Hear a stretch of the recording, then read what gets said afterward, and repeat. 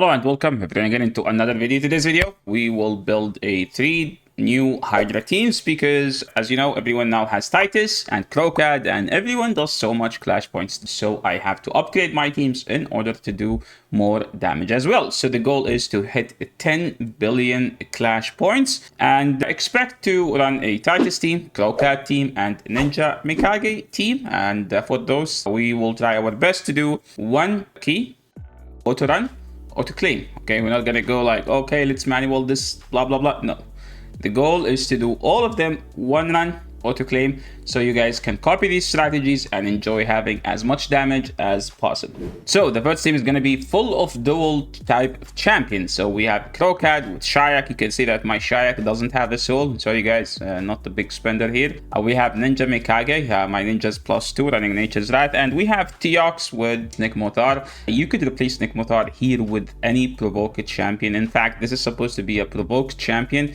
but I will run it without provoked champion, and then we will see if we have some difficulties on the way, we will just replace it with a provoked champion. But I want to run this team just to show you the type of damage we will get. I know I said we will just do quick battles, but I want to show you the damage. So let's start the key, and I will run the key just a couple seconds and then come back. Real quick guys, get yourself a free legendary Narma by clicking the link in my description. You will also get 3 amazing epics, Anax, Uugo, and Mausoleum Mage. All you need to do is, number 1, log out of Play and Play on your PC and uninstall it. Number 2, click the link in the description and register with a brand new email. Number 3, launch raid and complete the tutorial. Number 4, go to your inbox and claim the champion. So don't miss out on the great chance to get Narma and 3 very strong epics. So make sure to click my link before it expires. So how does this team work? Well, I have 1, 2, 3 damage dealing champions and Necmo just to speed up the fight, make me take more turns than the boss. And I said Necmo is probably the easiest champion to replace here. Mikage acting as the ally attacker and the cleanser because she does cleanse the champion with the highest attack, and she is also using her A2. So I am not locking her A2, remember, keep that in mind. And Shayak is acting as the mischief tank. Okay, why am I doing this? Well, for many reasons. Because, okay, let's get to Shayak. 1 second. So you see, this is what I'm talking about. Mischief attacks the target with the highest number of buffs, and as you can see, we have 6 buffs on him because he does provide himself with a number of buffs. So I built Shayak to be in a hex set to have the increased chance of landing hex, because remember, if he has his hex, he makes allies do more damage as that's his passive. On attack, place hex debuff on the attacker for 1 turn. Ally attacks on target and the hex debuff places by this champion deals 20% more damage. So, I mean, remember, like, know how allies do more damage by having hex. Also, he amplifies by 20%, so he is gonna make you do more damage as long as it's his own hex. So whether it's a hex from him, from his passive, or a hex from a hex set, and that's why we are building him in a hex set. And in this video, we will actually see, will Ninja out damage Kro'Khad, or it's gonna be the other way around. Something else to mention, I like to have my Ninja or Teox higher crit damage than Kro'Khad, because, you know, like, the first thing to get devoured is the highest crit damage. So I don't want Kro'Khad to be the highest crit damage, because I would like if he doesn't get devoured because of his ability, which may use his passive, and his passive is basically instantly activate dominant predator skill against Hydra head when an ally is devoured. So you want the dominant, which is attack one enemy, ignore 50% of the target defense, and life barrier, poison cloud buffs, and all of these abilities, and he will just set them free right away. So that's like the best thing about having him. It's the second highest crit damage, so it's less chances that he will get devoured, so he can spam this ability. And this is a game-changing ability in Hydra because he's not gonna let anyone get devoured. That's as simple as that, and the Hydra won't be able to block his damage. Now I'm turn 80 technically, and I already did way more than my previous team, which I used to use Teox team with Vulcanus, and my Vulcanus was actually doing great amount of damage. We're talking about 350 million damage. So 500 million, half a billion, and you can see that Teox is dead. I'm not gonna redo the key because I need the auto claim keys for the Titus team, because if you guys play Titus, you know how annoying Titus teams are. So we're gonna keep running this key with 5 champions and see how much it does, because let's be fair, I mean, Teox is not gonna out damage either Kro'Khad or Ninja, because most of his damage comes from bringing an ally, and most of the time, because of this Hydra change, you're always gonna end up with 3 hits where you cannot do damage. So we're just gonna keep this key. And I'm interested to see again that who is gonna do more damage, Kro'Khad or Ninja. So let's wait and see.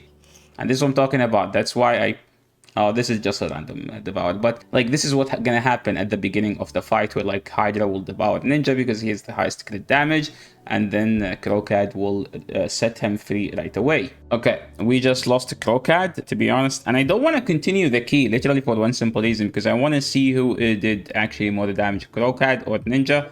So I feel like I should be ending this key here. Okay, let's just hit 800. No, let's just end the key here. Let's just be fair, okay? Let's just be fair. Let's end the key here and see who did actually more damage. And they literally did exactly the same amount, because those 4 million damage that Ninja was able to get is literally because of those extra turn or extra damage he did while Kro'Khad is dead. But let's show the build and then we will talk about it, because I feel like something is wrong here. Something is wrong. There is some sort of cheating. Remember, Ninja is fully awakened. Kro'Khad is not fully awakened. Ninja is 6-star. Kro'Khad is not 6-star. So let's check the build. Mikage, Relentless, Merciless, with a piece of Feral. But I think if you want to idealize this team, you just run 9 pieces of Protection. Necmo, 9 pieces Feral.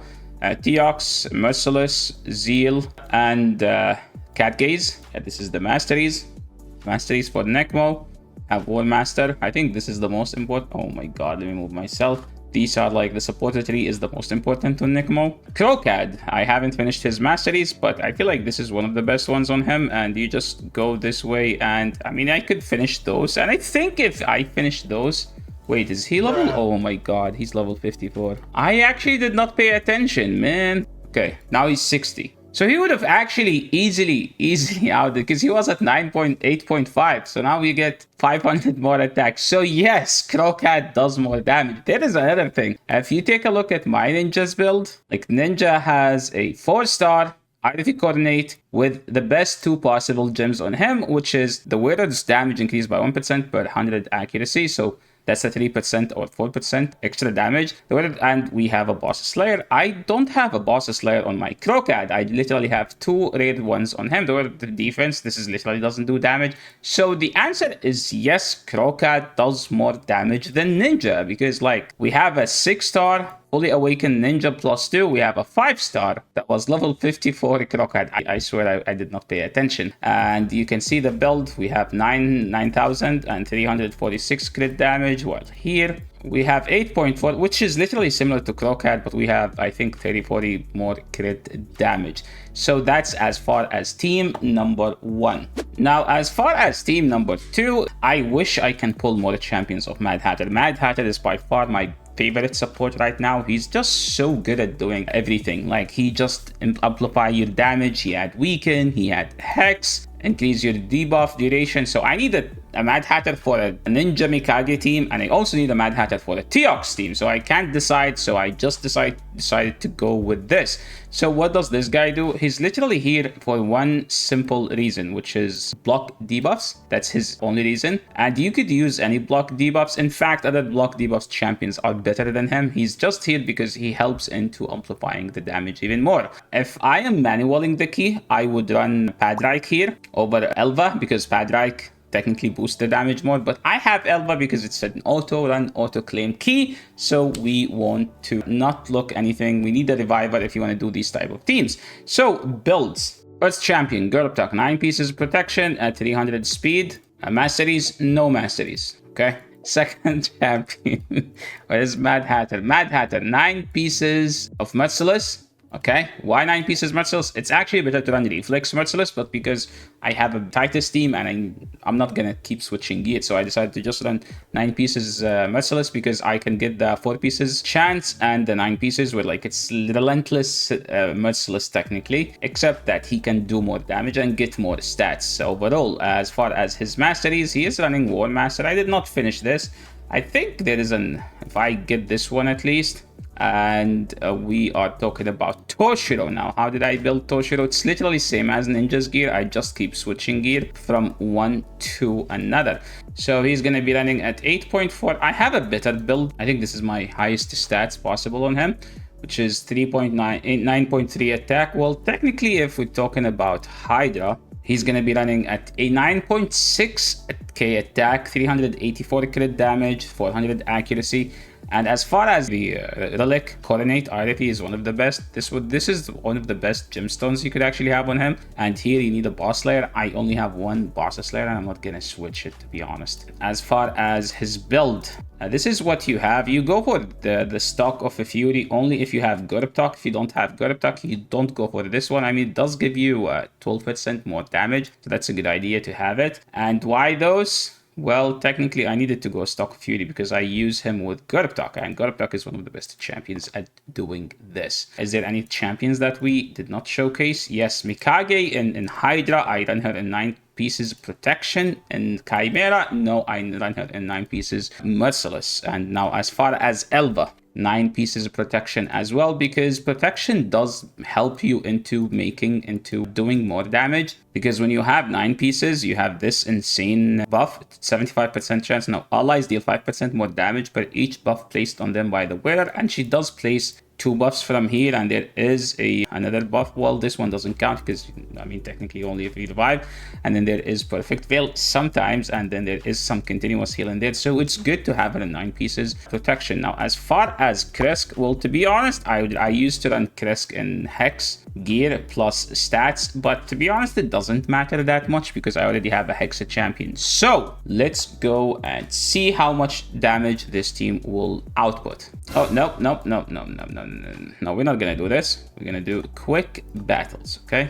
Don't fail me, this team. This is actually my best team and my favorite team to run. I usually run this team on auto. Oh my god, 1 billion on the dot, okay? This 1 billion can be 1.4 if I just get one boss slayer and give it to Toshiro. Until then, I just have to settle for 1 billion damage.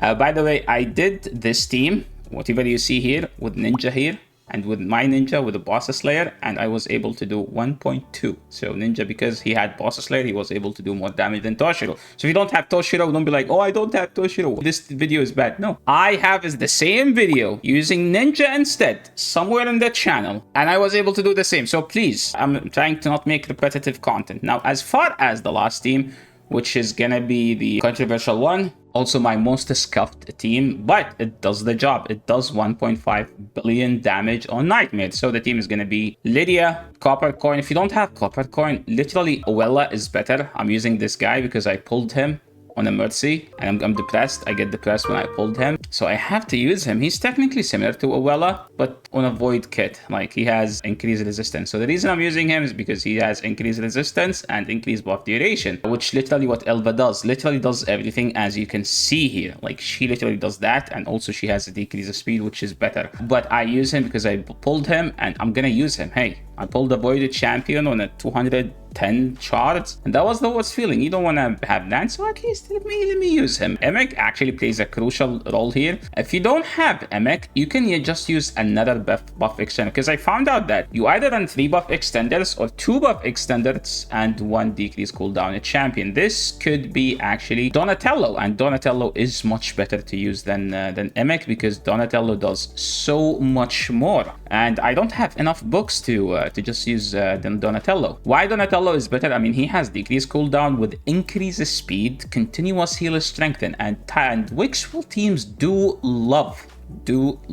having more buffs on the team. Yeah. So, and he also has some sort of a survivability that he provides, where he prevents someone from taking a fatal hit, which actually does come in clutch sometimes. So this is as far as the team. I have a different team that I used as well, which is having a decrease of speed champion like this. And to be honest, I sometimes use Yusrid here, because Yusrid does bring in increase the speed and decrease the speed and weaken. Decrease the defense is not as important to me as weaken, because remember that Titus have this ability, and if you have him in Savage and 2 pieces of Zeal and also Helm Smasher and also 20% ignore defense from the live arena bonuses, you're gonna end up like not caring that much about decreased defense because you already ignore as much as like close to 100%. But it's still good to have decreased defense, so don't get me wrong. And yeah, usually it does well, but to be honest, champions that take extra turns aren't favorable to me. So what I like to do is I use her A2 at the beginning of the fight, then I use her A3 once and I turn it off, because those buffs will get extended and we will never need them again. And then I just use her A1 and A2 and I build her in a hex set. So yeah, that's as far as why am I not gonna do the key, because I'm waiting to build this guy. As you can see, he's not booked. Okay, let me show it to you from the other so you guys can believe me. Like, oh, I was waiting for the Titus team. Well, I need to test Donatello in that team. I have 0 books and I need to book all these abilities. So yeah, thanks so much everyone for watching, and I hope you guys enjoy the rest of your day, night, or whatever you're having. This is the end of the video. I will catch you on the next one. Peace.